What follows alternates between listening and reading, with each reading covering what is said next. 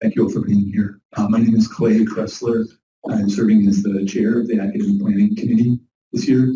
I want to begin by just thanking all of you for being here to give us your insights into the impacts that this proposal will have, not just on your unit, but on the university and the citizens of our state. I know I speak for everyone on the ABC when I say that I'm very sorry that you have to be here spending your time doing this instead of focusing on the teaching, the research, and the outreach missions of your unit. But today is a really critical part of our process, and what's said today will really help us to make the strongest possible recommendation to the Chancellor on the impacts of this proposal. I want to acknowledge that we on the ABC agree that this timeline is far from ideal. None of us have ever been through a budget process like this before. Many of us have never been through a budget process at all, where metrics are being used to guide high-level decision-making.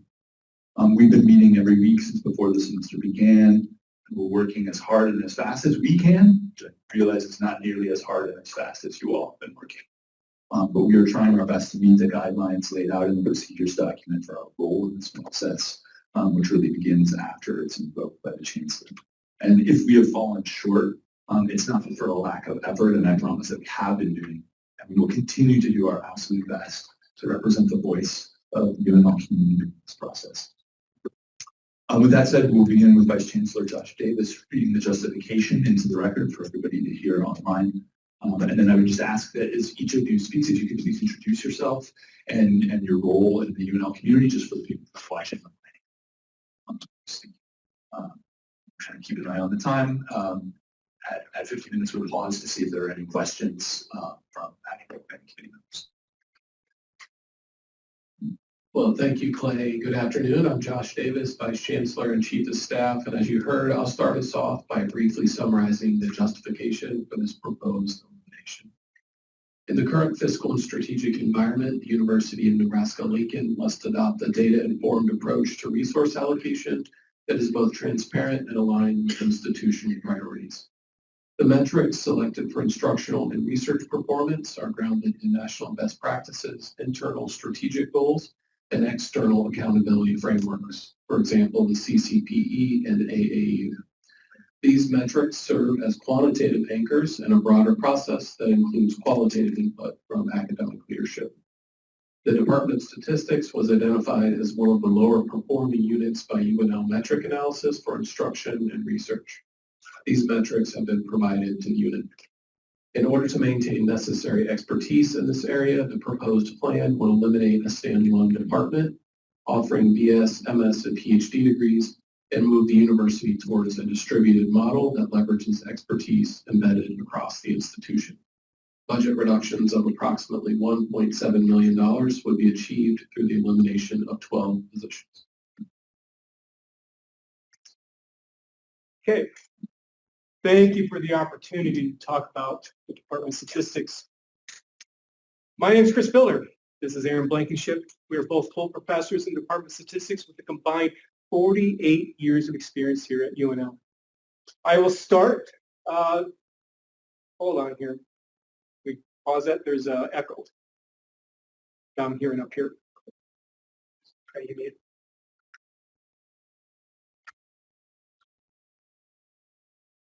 I apologize, I should have done that part. Can we restart? Yeah, you're fine. Okay. Yeah, don't worry. Okay. So, I'll be the first speaker. Aaron will be next. We will also have a number of guest speakers, and when we come up here, we will definitely introduce them. So, back on September 11th, we had a meeting with this, the INR senior leadership team. And this is when we found out that, well, we were surprised that the Department of Statistics was being considered for elimination or proposed to be eliminated. During that meeting, Tiffany Engmas, interim vice chancellor of INR, said the following: I don't know how you are a comprehensive R1 land grant institution without having a presence in statistics. Shortly after that, Derek McLean, Dean Director of the Agricultural Research Division, said, I struggle. As Tiffany said, with respect to teaching and learning how a land-grant R1 university can then be a comprehensive university and succeed in its mission without statistical expertise. So the key point here is the INR senior leadership team believes that statistics is important. Thank you. What these quotes don't get at, though, is the overall goal for UNL for the last few years has been to get back into the Association of American Universities, the AAU. Let's take a look at this diagram to help explain what's going on here. So right now, UNL is a member, or it's thought of as a R1 university, which consists of about 187 different universities, and that's what's represented by this light red circle there. And the AAU is a subset of the R1, thought of as more elite universities, and there's about 71 schools there. Now, given what we heard from Derek, given what we heard from Tiffany, maybe we shouldn't be worried about trying to get into the AAU. Maybe instead, we need to concentrate on staying at an R1 institution. Because if there's no department of statistics, I fear that will happen. So let's compare ourselves to the Big Ten. All universities in the Big Ten are in the AAU, except for UNL. 15 of the 18 universities have departments of statistics. The 3 that don't, Maryland, which is the only of the 3 that's a land-grant university, but they follow the old-fashioned model of putting statistics in a department of math, so they do have a significant statistics presence there. And there's also many other universities nearby that have a department of statistics that are thought of as being very good. The other 2 universities without a department of statistics are Oregon and USC. They are not land-grant universities, so they do have different objectives. We do. Again, many other departments of statistics nearby at other universities. USC follows the old-fashioned model of statistics in math. And what's really interesting here is that Oregon, they're rapidly trying to build a department of data science, where if you look at their job postings online, they will say the minimum requirements are a PhD in discipline related to data science. And look at that very first discipline, statistics. On September 12th, the INR senior leadership team sent everyone in INR a letter or email to describe, well, what is this distributed model that's supposed to replace statistics? And this is a very long email, so I won't read it all here, but I want to focus on a few aspects of it. Distributed model leverages expertise that supposedly exists outside the Department of Statistics at the various locations of the NU system. And using that, and also keeping 5 STAT courses, where these first 3 are introductory STAT courses, which are essentially the very first STAT course that you would ever take. The next 2 courses are STAT courses that essentially would be the second STAT course that someone ever would take. And then somehow, people from other parts of the NU system will have the statistical expertise to teach all the other courses that we teach. We'll talk about some of those coming up. Also, there will be a statistical consulting lab that remains here. And supposedly, that will somehow be able to handle all the research needs of students and faculty at this university. In the end, 17 faculty and staff jobs will be eliminated. Here we are. 3 of those faculty are full professors that just came here over the last 2 years. 80 plus students will lose their major. Realistically, most of them will not be able to get a true statistics major if we're gone, because PhD level statisticians will not be here anymore. Here are some of the undergraduates who are affected by this. Here are all of our graduate students. Again, most of them will not be able to fully complete a true PhD in statistics. So the purpose here then today is to discuss the importance of statistics here at UNL, in Nebraska and in the world. Then we're going to talk about the metrics. So the metrics are these measures that the university is using to judge which department is good, which department maybe isn't good. And by the way, another word for metrics is statistics. And guess what? We're the experts in statistics and in metrics. We know how to interpret them. We know how to do analyses with them. And unfortunately, what we have found that what the university has done is use faulty data, done faulty analyses, and reached faulty conclusions with respect to this approach that they've done here. We will talk about those here today. Then we'll talk about the distributed model that supposedly is going to replace the Department of Statistics. Guess what? The distributed model has been tried here before, and it failed. That's why Department of Statistics came about in 2003. And then we'll look at the paths forward for the Department of Statistics at UNL. Okay, so with that, I'm going to turn it over to Erin. Thank you. I'm Erin Blankenship, and as Chris mentioned, I'm Erin Blankenship, and I'm Johnny Weaver, Professor of Statistics. Statistics is the science of data. As statisticians, we study how to best collect, analyze, and interpret data to answer research questions from every discipline. We teach students how to be quantitatively educated consumers and citizens. We study how to accurately make predictions based on data and how to draw conclusions to a larger scope of inference. In short, statistics is the engine that runs scientific discovery. So what about data science? There is a data science program at UNL that is presumably expected to continue without the Department of Statistics. And there are a lot of diagrams floating around that attempt to define data science and its component disciplines. We've got one here showing data science as the intersection between math, statistics, and computer science. And it looks like that intersection is pretty small, but that intersection isn't really data science. Data science is actually much bigger, and statistics is at the core of data science. All statisticians are data scientists. Not all data scientists are statisticians. There is no data science without statistics, and there cannot be a viable data science program at UNL without statistics. In 2009, Hal Varian at Google said the sexy job in the next 10 years will be statistician. His prediction came true, and we can see in the graph the explosive growth of stat degrees at all levels. The career opportunities for statisticians grew exponentially, and even this increase in graduates was not enough to keep up. According to the Bureau of Labor Statistics, this growth in stat jobs is predicted to continue.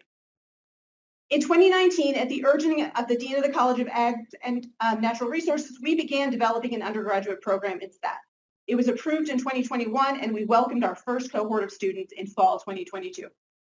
Fall 2022. This first cohort will not even graduate until later this academic year. The program we designed is in complete alignment with the extraordinary teaching and learning pillar of the Odyssey to Extraordinary, particularly the curriculum innovation and alignment priority. We did indeed reimagine the traditional statistics undergraduate curriculum, incorporating communication and collaboration skills not typically seen in undergrad programs. We scaffolded theory, applications, and computing across the curriculum to create data professionals who are ready to take on challenging problems immediately upon graduation. Our 2021 APR Review Committee agreed, calling out the uniqueness of the program. In fact, they said the undergraduate program plan is an outstanding one. We are impressed by the vision and effort that has gone into this already. We think this is very important for UNL and the state of Nebraska, given the enormous demand for people who are highly trained in statistics. It required us to design 24 new courses. The degree program does require more credit than many other undergrad programs in stat do, and our students tell us that's one of the reasons they chose stat at UNL. We have one of those students from our second cohort today, Rain Orrit.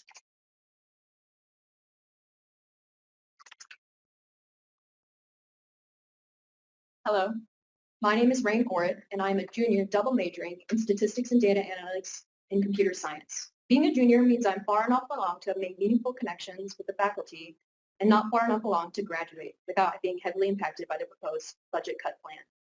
I deeply enjoy mathematics. It was my favorite subject in all my years of schooling, from elementary school all the way up until now. I consistently tested in the 99th percentile in all standardized testing for mathematics categories, received a 36 in the mathematics proportion of the ACT, 35 overall, decided to take pre-calculus and AP statistics at the same time as a sophomore, and finished Calc 2 by the end of junior year. I mention these not to brag, but to show that I have a passion and skill set that I want to direct towards statistics. Statistics is an application of mathematics, using mathematical concepts and established methodologies to draw insights from data. That is what I want to study. We are in the age of big data. Data science alone does not have enough credit to assisted research like statistics does. There's a reason why I'm not simply a data science major, but that is the intersection of my two majors. Another crucial thing that led me to this path is having a positive role model who also walked through the same halls. My mom recently received her PhD from this department, getting the title Dr. Orit after graduating this past summer. She was a single mother of 4 at the time with 2 jobs on top of being a student, one of those positions being an instructor for Stat 218. UNL is the only university that offers statistics at the graduate level in the entire state of Nebraska.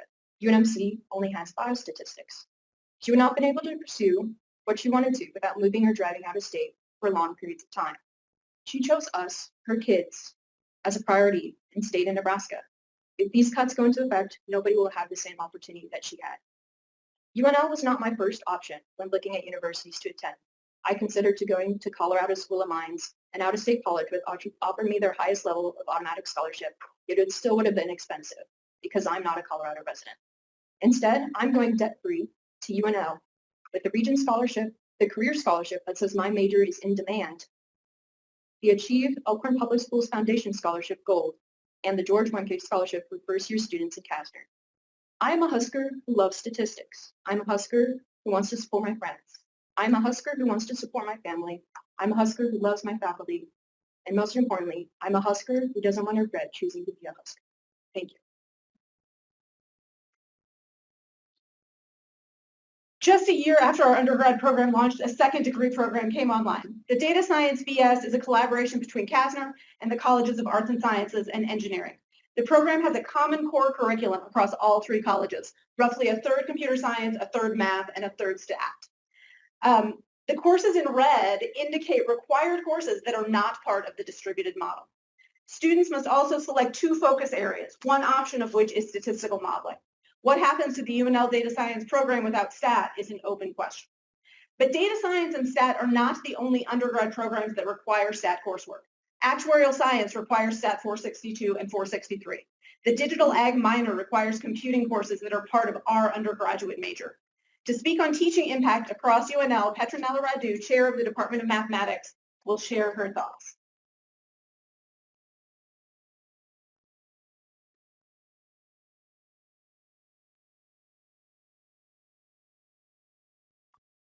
Thank you everyone for being here. Thank you to our colleagues in the statistics department for inviting me. My name is Petronella Radu. I'm a professor in the Department of Mathematics and chair of the department. I have been at UNL for over 20 years. The Department of Mathematics is the largest producer of student credit hours, over 31,000, and profit, over 10 million at UNL. So we know big numbers. It will be one of the most affected units by the proposed cuts, besides the ones that are in the Chancellor plan.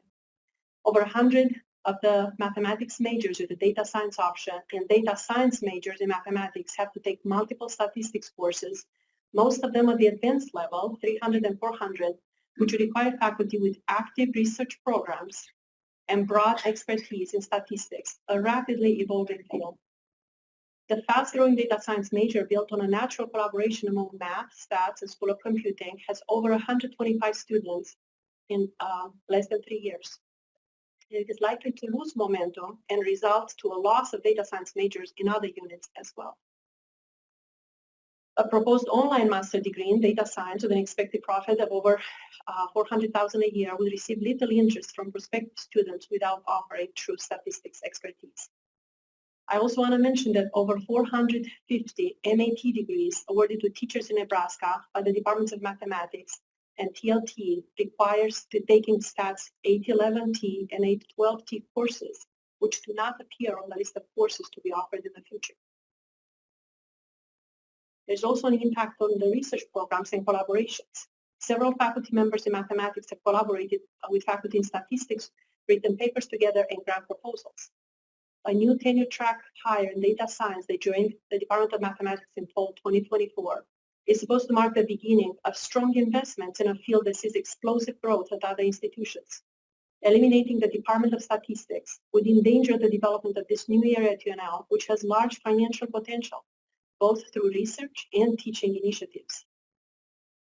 Due to the centrality of statistics, many UNL units and Nebraska stakeholders would struggle to find the expertise one needed. 3 years from now, if somebody needs some data analyzed, and there will be no statisticians to do it. After having hired 5 new faculty members in statistics recently, eliminating the entire department now would send chills in hiring processes for other science units, math being one of them, for years to come. Eliminating statistics would lead to a loss of credibility for UNL and science departments in Big Ten and jeopardize the UNL efforts to rejoin A. We do think there is an alternative path, or maybe more than one. Among R1 institutions, statistics departments are some of the most profitable units, multi-million dollars. By investing to build a strong and visionary department of statistics, UNL can create a revenue stream that ensures financial stability for the entire campus. I urge the APC to reject the proposal of eliminating the Department of Statistics to protect the well-being and growth of STEM departments at UNL and of data science as a new discipline at UNL. Thank you.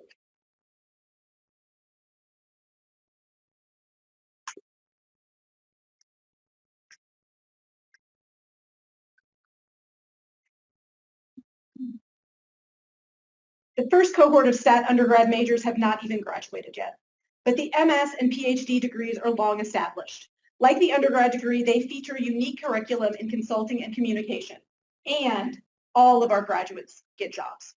For example, we have alums in industry, government, and academia. The red lettering indicates either a Nebraska company or institution or a grad living in Nebraska and working remotely. Notice all of the red under academics, the impact on Nebraska educational institutions. Notice also the multiple grads at several institutions, the Air Force Academy, Michigan State, Winona State, and especially UNMC. Our alums are well prepared for faculty roles, and their institutions value their contributions enough to hire more UNL grads. We are the only institution in the state offering an MS, BS, MS, and PhD in statistics. Where will Nebraska companies and educational institutions get statisticians without UNL? To speak on the impact of cutting the grad program, Thomas Spohr will share his thoughts. Hello, my name is Thomas Spohr. I'm a first-year PhD student from Bennington, Nebraska. While I went out of state for my undergraduate degree in math for athletic reasons, I came back to Nebraska for an MA in mathematics from UNL. Over the last summer, I completed an internship in Snyder, Nebraska at Smeel Fire Apparatus, where I used my data analysis skills to monitor vendor quality. My analysis resulted in gained profitability for the plant and contributed to a company-wide quarterly bonus for all employees.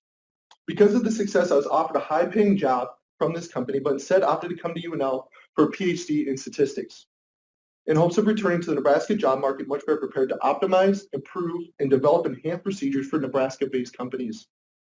However, if the university were to eliminate the statistics department, I would be forced to pursue my PhD somewhere else, ultimately leaving my home of Nebraska. I don't want to be another person who contributes to the brain drain effect, where highly educated individuals leave Nebraska for opportunities elsewhere, which plagues our state. I chose the PhD program in statistics because I want to get involved with the department's research, which I hope will allow UNL to remain an R1 institution and eventually rejoin the AAU. I'm so proud to say that I'm from Nebraska. My dream is to obtain a doctoral degree in statistics from the university and move back to my fiance's farm. My goal is to pursue an occupation for a company creating superior methodologies to enhance profitability for the agricultural sector. As someone with intentions of starting a family soon, going somewhere else for a PhD in statistics would likely mean leaving the state forever. So here I am, eager to learn, asking for an opportunity. Thank you. Both Thomas and Ryan have spoken to the inevitable brain drain that will occur without statistics, and Nebraska does not need to exacerbate an already existing problem. Not only are stat graduates essential to Nebraska and its economy, but the graduate coursework we provide to non-stat grad students is also essential to the teaching and research mission of the UNL. The distributed model keeps stat 801, 802, and 870, but many of our courses, including those in our own MS and PhD core, are used by students outside our program. This graph shows just the first tableau screen of how our courses have been used by UNL graduate and professional graduates from 2012 to 2025. The first three bars are indeed 801 and 802, but other courses are also heavily used. Chris will discuss one of those specific courses. Thank you. So this is Stat 875 categorical data analysis. This is a course that I teach. This course is common at any research university. And what we can see here is that over the last 6 times I taught this course, we've had students from 22 different majors, non-statistics majors. Why are they taking this course? Well, it's because they need it for their research. They need it for their dissertation. What's going to happen if they can't take this course? In fact, I wrote the book for this course. And what's interesting is that both editions of this book were not included as a research contribution in my metrics.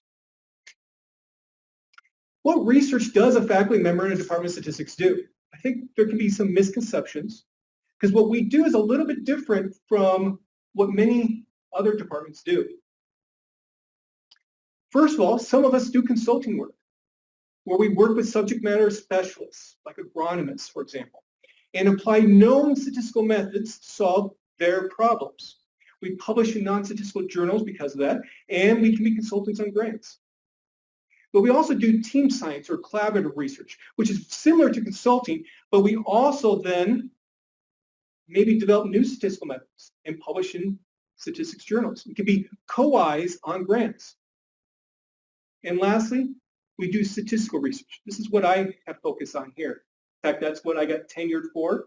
This is what I got promoted from assistant to associate and associate to full here, where we develop new statistical methods to solve real-life problems. We publish in statistics journals.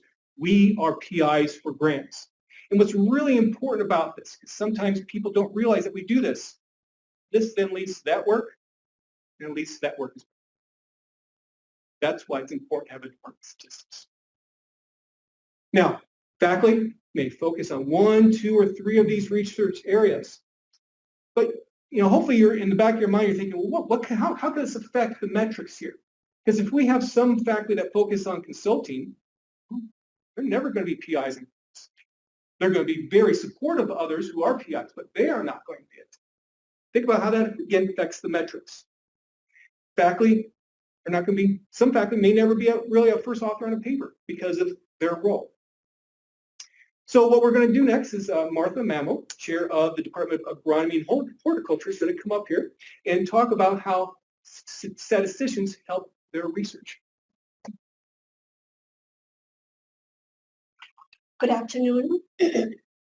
My name is Martha Mammo. I have the honor of serving as the department head of agronomy and horticulture, where faculty, staff, students, and stakeholders partner to lead and innovate in plant and soil systems for Nebraska and beyond. Thank you for the opportunity to share how the Department of Agronomy, how the Department of Statistics impacts our mission, and why maintaining and accelerating its capacity is essential to the success of UNL and the future of Nebraska's agriculture and natural resources enterprise. The Department of Statistics is the intellectual foundation of research process that sustains and augments the Department of Agronomy and Horticulture's mission. Our graduate students rely heavily on faculty in the Department of Statistics, not just for statistical support, but also for intellectual partnership. They learn how to design experiments, develop predictive models, synthesize multidimensional data, and effectively communicate their results and recommendations. In the most recent fiscal year, our department submitted nearly 200 competitive grants, exceeding $30 million, with over 160 proposals awarded. This level of success is not achieved by accident. It reflects the high expectation of funding agencies like USDA National Science Foundation. Collaboration with faculty in the Department of Statistics ensures that our research meets and exceeds national standards of excellence. Without that essential partnership, our capacity to compete and lead would be diminished. The visible and often invisible contribution of the faculty members in the Department of Statistics are foundational to the excellence, credibility, and future impact of Nebraska's agriculture. Their expertise underpins progress in digital and precision agriculture, one of NU's strategic operational initiatives, and provides the analytical backbone for sustainable production, environmental stewardship, and resilience to climate variability. Weakening this foundation would put Nebraska behind our other Big Ten and peer institutions that are aggressively investing in statistics and data science infrastructure. To sustain a thriving plant-based economy, producing food, feed, and feedstock that drive Nebraska's economy, we must maintain a robust, innovative, and forward-looking statistics department. The Department of Agronomy and Horticulture cannot achieve global leadership in meeting food, feed, and environmental challenges without these experts. Our science, education, and outreach rest this foundation. Thank you. Thank you very much, Martha. So let's talk about some extraordinary research that we do in statistics. I'm going to actually talk about an example of what I do. So one of my main research areas is the area called group testing, or pool testing. And the application of it allows diagnostic testing laboratories to dramatically increase their testing efficiency when screening people for infectious diseases and also animals for infectious disease. In fact, it is actually going on right now at the Nebraska Veterinary Diagnostic Laboratory. And excuse me. And I have received 3 R01 NIH grants for this work totaling more than $4 million. In March 2020, one of my PhD students, Brianna Hitt, was just finishing up her dissertation when the COVID-19 pandemic hit. Also at that time in March, a colleague of mine from the Nebraska Public Health Laboratory asked if I could provide some statistical help to him so that they could implement group testing to in the best possible way relative to their screening for SARS-CoV-2 so they can make it the most efficient. And of course I said I'd be happy to, and together we were able to increase the testing capacity by 135% for that laboratory in March of 2022. This made local, national, and international news, and even Pete Ricketts, who was governor at that time during a press conference, was trying to visually demonstrate what group testing actually represented. Brandon and I took this research still farther. We created an app so that other laboratories could benefit from the same stuff that I helped the Nebraska Public Health Laboratory with. And, excuse me, and during the first 6 months that we tracked the app's usage, we have people from 91 different countries, 47 U.S. states use the app. This is extraordinary research.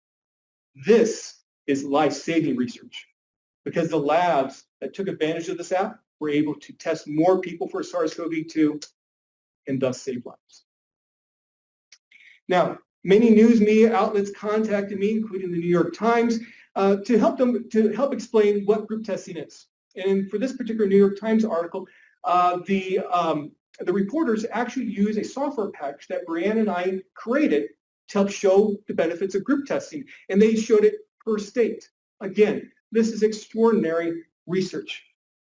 It's important to note that my app and the software were not included as a research contribution in the metrics. So let's talk about the metrics. Isn't it ironic, don't you think, that stats is being used to eliminate a stats department? And what's even more ironic is that it's a misuse of statistics. Faulty data has been used, faulty analyses have been done, and faulty conclusions have been reached. We don't have time to get into all the problems. You can take a look at the corresponding report with this presentation, and the public can actually download the report from saveourstats.com. We have tried to talk to the senior leadership team about these problems that we have detected,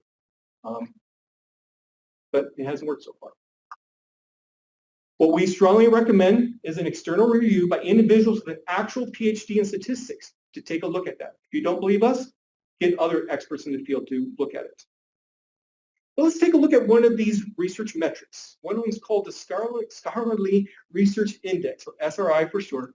And what it is a measurement of the research productivity for a department. Now, UNL has gotten their data for SRI from the Academic Analytics Company website. And on their website, they say the SRI values are comparable only within discipline, where the higher the number, the better. So what that means is if you compare the Department of Statistics at UNL to the Department of Statistics at Ohio State, you will actually see that UNL is better than Ohio State. What the Chancellor's team, though, has done is use SRI values to compare across UNL disciplines and departments.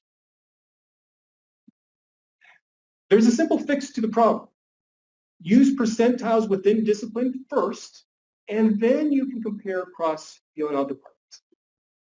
Again, we've tried to explain the problems in a technical manner to the Chancellor's team. We're going to do it in a little bit non-technical manner here. We're going to do an apples versus oranges comparison. And since it is around Halloween, we're going to substitute an orange pumpkin for the orange, okay? So this is a really good size apple. I would say probably about 75% of all apples are probably smaller than this. 25% are larger. I would be very satisfied with this apple. This is a good apple. This pumpkin's kind of small. I would say probably only 10% of all pumpkins out there are probably smaller in size than this.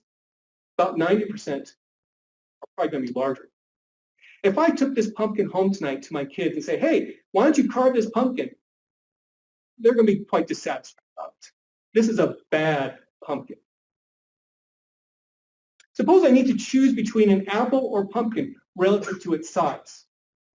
Relative to its size by the actual fruit type. Okay? Well, one would choose this one because this is better than 75% of the rest in terms of size. You wouldn't choose this one. That's the correct way to do a comparison between apples and pumpkins. Now, instead, suppose I put all apples and pumpkins together and ignore the fact that they're fundamentally different fruits. One then would choose this pumpkin because it's larger in size. That's an example of not doing a apple versus pumpkins comparison correct. And this is exactly what the Chancellor's team is doing with respect to different departments.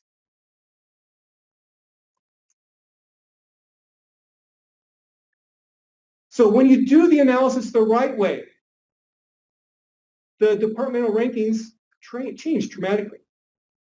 I know that this plot's a little bit small, but let me just point out here that on the x-axis we have SRI percentile. On the y-axis we have the corresponding units, departments here on campus, ordered by their SRI value. So communication studies is best. They have an SRI value about 96, 97%. Statistics is right here, 75th, 76th percentile. Statistics is actually the third best out of the 15 INR units. Now let's zoom in here. So I zoomed in on the top of the plot and also maintain some of the bottom of the plot there so that you can still see these x-axis numbers. And what we see here is kind of disturbing. Look at all these departments that have been slated for elimination. They are some of the top departments here at UNL. In fact, statistics is a top 20 department. So let's talk about the metrics some more. What can affect metrics? One thing that's really affected metrics in our department is the new undergraduate program. So in the 2021 APR report that Aaron mentioned, the review team said the following: the undergraduate program requires the development of a considerable number of new courses. To develop these new courses with only the existing faculty would require major sacrifices to faculty research programs and to their ability to collaborate with INR and other faculty at UNL. Let's take a look at how many faculty we've had over the last few years. When this report was done, the year before the STAT department started its major, we had 13.4 faculty. Now, 13.4 faculty. We were repeatedly told by the INR senior leadership team that when you put together your proposal, don't indicate in your proposal that you need more faculty to indicate to implement the major, because the major won't be approved. Also during this process and after, we were told, hey, we've got your back. Researchers will come. What's been the end result then? Well, research growth has gone up, but it's been stunted. Reduction in graduate courses offered, obviously a big effect on the metrics.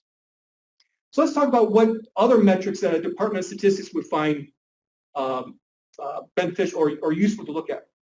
One is the number of fellows of the American Statistical Association that are members of your faculty. So being a fellow is like being in the Hall of Fame. It's kind of like in sports, being a member of the Hall of Fame, except when you're not retired. Okay? Let's look at where UNL stacks up. Second place amongst all Big Ten schools. How many other academic metrics out there is UNL second or higher relative to Big Ten schools? Let's also look at the SRI again. In the bottom plot here, we have the R1 schools excluding AAU schools. And you can see Nebraska is one of the top R1 schools when you exclude AAU. But then when you also look at AAU schools, and we've labeled the Big Ten schools, and let's say Nebraska is able to get into the AAU so we could project up where we would be, we would fit in quite nicely. You know, we're beating Ohio State, as I mentioned before. In fact, we're beating Iowa bad. I wish we could do that in football. So the Department of Statistics is ready for the AAU. Is the rest of UNL? Often UNL likes to look at just public universities alone. Well, the Department of Statistics is actually ranked 27th out of 123 public universities. Let's turn now back to the Consulting Center. For over the last 5 years, 691 subject matter researchers interactions occurred across 58 different units. How do we do that? Well, we had one faculty member as a director. We had 5 RAs. We also had students from our consulting class help out, and also faculty helped out. Other faculty helped out too. In the proposed distributed model, the best that we can understand it is that basically all this is going to be done with one. Let's look at our majors. Over the last 4 or 5 years, we have had a 116% increase in the number of majors from our department. How many other UNL departments can actually say that? So I'm going to use an informal term here that we use sometimes in statistics. This is a statistical no-brainer. Keep the Department of Statistics. So let's talk about the distributed model some more. So the Chancellor's recommendation, all faculty in the department lose their jobs. Let's talk about an alternative way of implementing a distributed model. Why not the Department of English? You could save $3.6 million. In fact, there's other faculty who can write. I've done a little bit of poetry myself. You know, I read some books. We can do it. What about the Department of Mathematics? Sorry. Of course, this is all ridiculous. Because the people who do English, the people who do mathematics, you need to have PhDs in the area to properly teach it and to properly do research in it. The same is true for statistics. Now, the distributed model was used here in the 1980s and 1990s, and it didn't work. So let's do a history lesson. So Walt Stroop, the founding chair of our department, said the following in his letter to the APC. The Chancellor's proposal for statistics is a reversion to what existed at UNL in the 1980s. By 2001, it was clear that something needed to be done. Richard Hoffman arrived from Iowa State to become the Dean of Arts and Sciences. His first comment when we were introduced was, why does UNL, land grant, and at the time, AAU institution, R1 institution, not have a Department of Statistics? Fortunately, with the help of Walt, Richard Hoffman, and others, the Department of Statistics was created in 2003. Now let's go back to that 2021 exit report once again. This is a very interesting comment about the future of statistics and data science. The big winners will be those universities which see the resources, the current and future, generated by statistics and data science, which direct them to invest in the development of the statistical methodology, to grow the interdisciplinary connections between the field of statistics and the nascent data science community. Those, again, are the winners. The losers will be those who poach this revenue stream to patch other holes in the budget. This is what the Chancellor's proposal does. Let's not be losers here at Nebraska. So we've had lots and lots of letters from all over the world to support our department. I do want to steer the APC to one letter in particular by Nancy Reed. She's a National Academy of Sciences member. She describes the harsh truth at UNL that will happen without a Department of Statistics. So what are our paths forward here? Well, we can be more efficient. In fact, we've already implemented some stuff. So we could teach Stat 218 with less sections. We've saved some money from that. We could reduce the number of courses in the Statistics and Data Analytics BS program, but that might come at the cost of being extraordinary. What about revenue? Well, we've been so busy trying to put this undergraduate program together, we haven't implemented everything that we would like to get more student majors. In particular, recruit AP statistics students. This will be a gold mine for us to draw students here to UNL. We're in the finishing stages of putting together a 4+1 program for statistics. We've recently signed a memorandum of agreement with an Indian institution to do a joint MS degree program. We are working with mathematics and computing to do an MS in data science program, which should bring in lots of revenue. And we could, if you want, do differentiated tuition for courses. That has been suggested to us by the senior leadership team of INR. Some savings. We could transition some faculty from 12-month to 9-month positions as well. But what we need from UNL is some investment, in particular professors of practice. And to give you an idea of how powerful and how useful that can be, let's take a look at the Department of Statistics at the University of South Carolina. They are similar in size to us, but they also have a number of professor of practice-like positions. They generate $13.5 million each year in tuition, and they have expenses of just $4 million. They are best in terms of that ratio amongst the College of Arts and Sciences STEM departments. Now, in the 2021 APR exit report, they made some other suggestions too about what we could do, but they said, do it after you get that undergraduate program matured. And I think one really good path forward is as follows.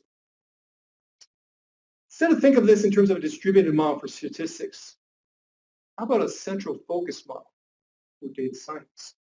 Let's create a school of data science. Since statistics is the science of data, statistics would be the core of that school. This would emulate what some other schools have moved towards the model as well. And to use some of the language that the senior leadership team for INR has already used to say why the distributed model is okay. This school of data science will truly leverage the embedded expertise that's across the NU system and will eliminate redundancies that may exist. So, this is us. This is the Department of Statistics. And today, we are sending out an SOS to the world. Save our stats. This is more than saving 17 faculty and staff jobs. This is more than saving the majors of 80+ students. This is about the hundreds, the thousands of students and faculty on campus that rely on statistics. This is about the companies in Nebraska and outside that rely on our graduates. This is about the importance of the science of data. Statistics. Its importance is only going to grow.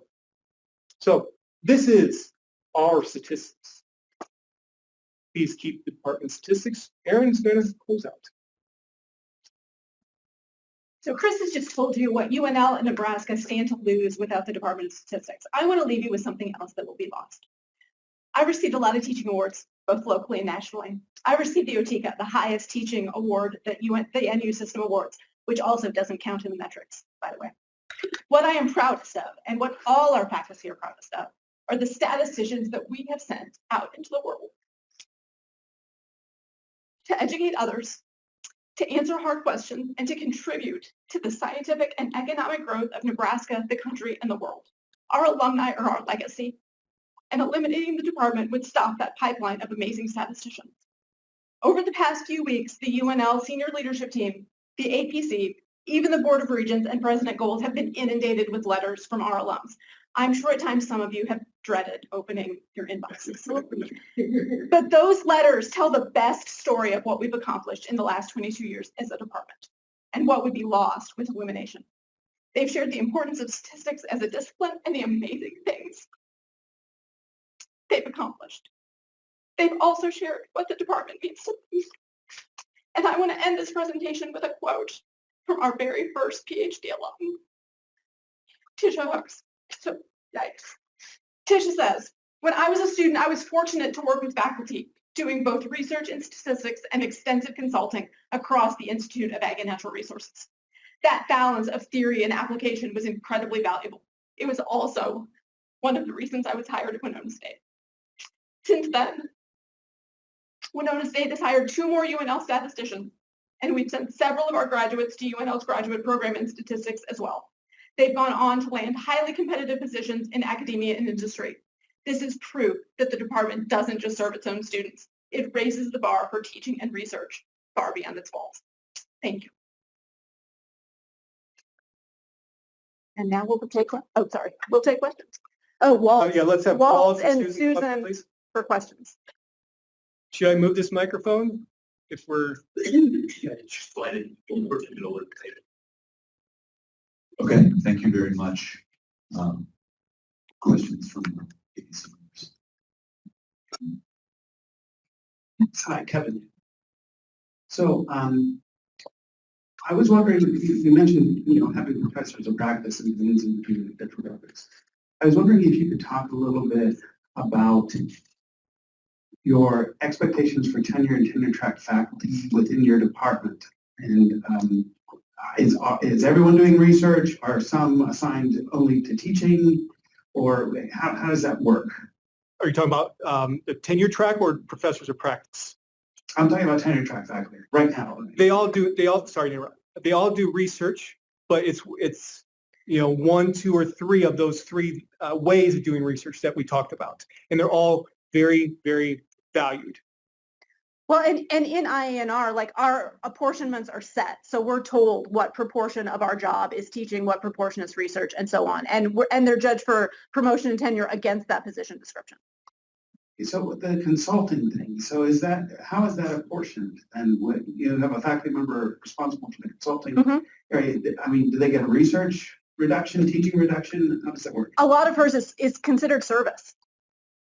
She still has research and teaching, but there's a big service. There is no service in the That's the rub. That's a question. I mean, we consider, what she's doing is research, though. I mean, she's still publishing papers. Okay. Thank you. Thank you.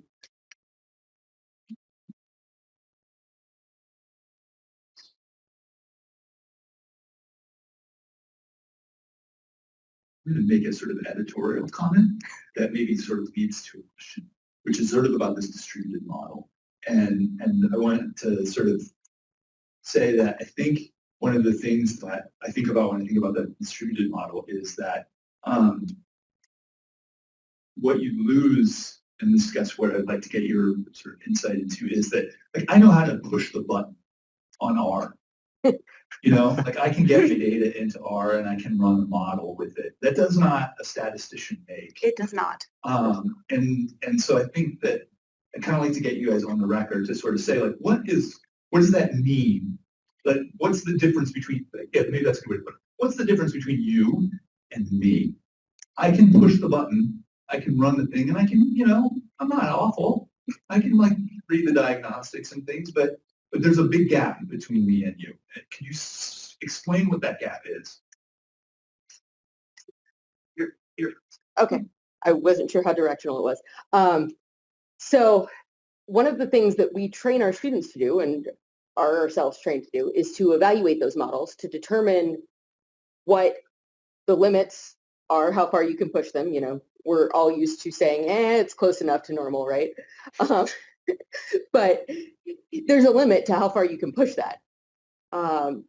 There's a limit to what you can standardize and create a Z-score out of. without violating statistical theory. And these are things that you don't come across when you're just pulling data into R and running standard models. But they're things that we all know to look out for. And even our first year students understand that you don't standardize a variable that has like a Cauchy distribution because there is no mean, there is no variance. So there's a whole nother level of complexity that we're trained to handle, and we're trained to develop new methods to handle those complexities, which is why we're glad that you can pull your data into R, because once you start seeing weird stuff in the diagnostics, you come to us and we get to play and figure out how to fix it. And that's where the fun is for us. We might even back up a little bit from that. Before you even have any data, you have a research project that you want to do.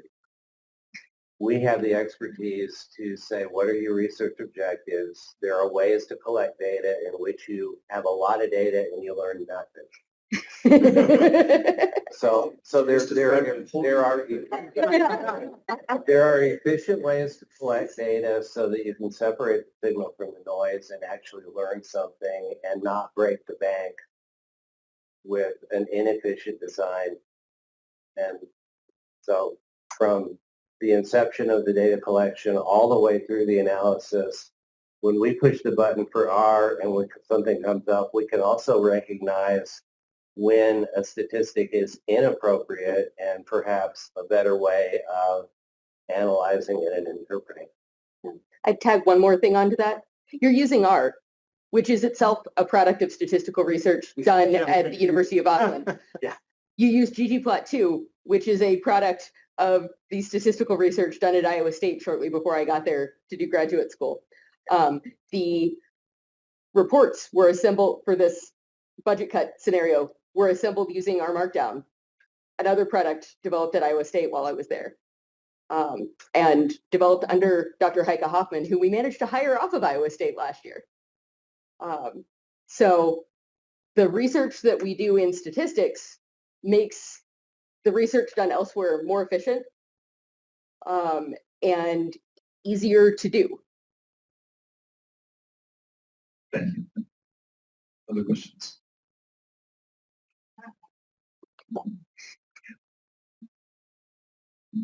Yeah, well, thank you for your statement there, because that's really important, is knowing what data to collect. I believe UNL has some sort of data analytics, like certificate program that alum and faculty and staff can do online. My wife is doing it. She's an alum, and she's doing it. And I understand that's one of the first things that they say, is that you have to collect the right data. It doesn't matter how many analysis that you do. So if statistics is gone, what's going to happen to programs like that where you get these little badges and things? Where's that expertise going to be found? Ames or Manhattan, Kansas. Not here.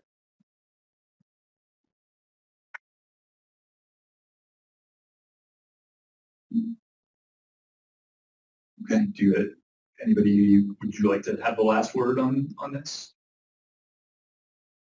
I would like to add one thing, and this has to do with the conversation Jim Lewis and I had when we decided that we needed to have a statistics department.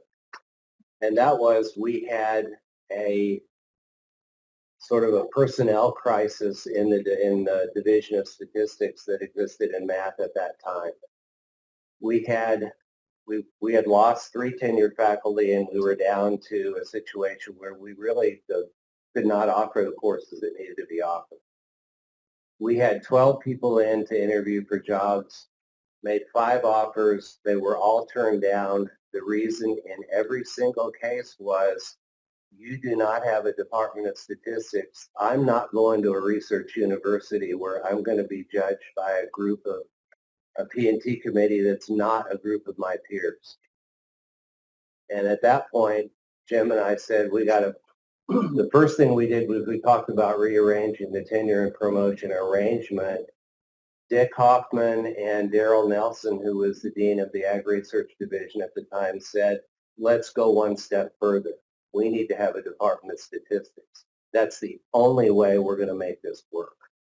And as a result, we got to hire Chris, and eventually we got Susan. Aaron was already here, but we made it work, and you could see from the metrics that Chris has said that we've done a really good job.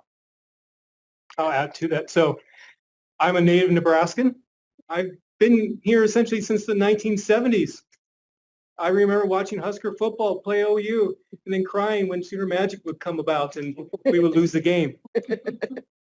And in the 90s, I was in college, and I got my bachelor's degree in math at UNL, and I didn't think I ever would return because there was no Department of Statistics at UNL at the time.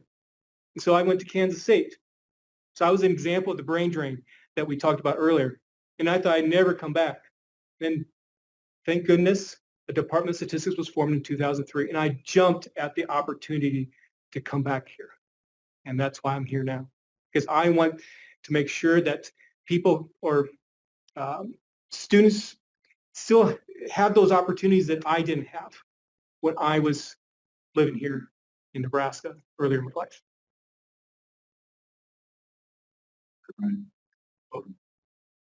Go ahead, this will be the last one. This is a general information question.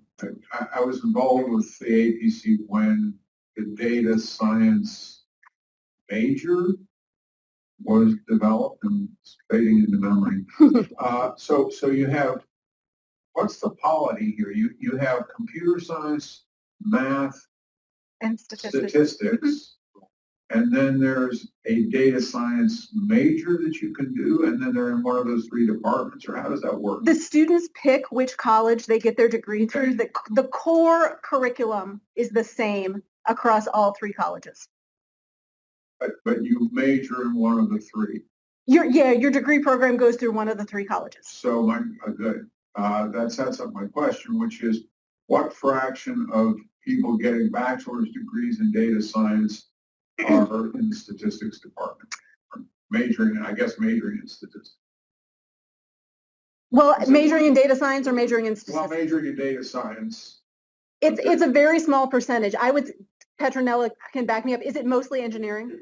It's mostly mathematics. Oh, So okay. right now I have about 145 students, about 80 of them are in math, large arts and sciences, and I think one of the reasons is because they can double major. And then there's a good number, maybe about 30 in computer science and the differences in statistics. And you probably said it, but I missed it. What, do we have a graph? Do we have a statistical graph of the number of data science majors versus time since its inception? It would be 2 points, but like it's been around for 2 years. I don't know what, Petronella, do you know what What's the slope of the line? it is a positive slope. It is positive, but it's hard to be statistically significant with 2 points. Also add, we have a data science option for the math major, and statistics courses at the advanced level are very important for that option. And for other options as well, physical phenomena. So we need statistics for a lot of other reasons. Thank you. Yes, thank you very much. Appreciate you taking the time to be here.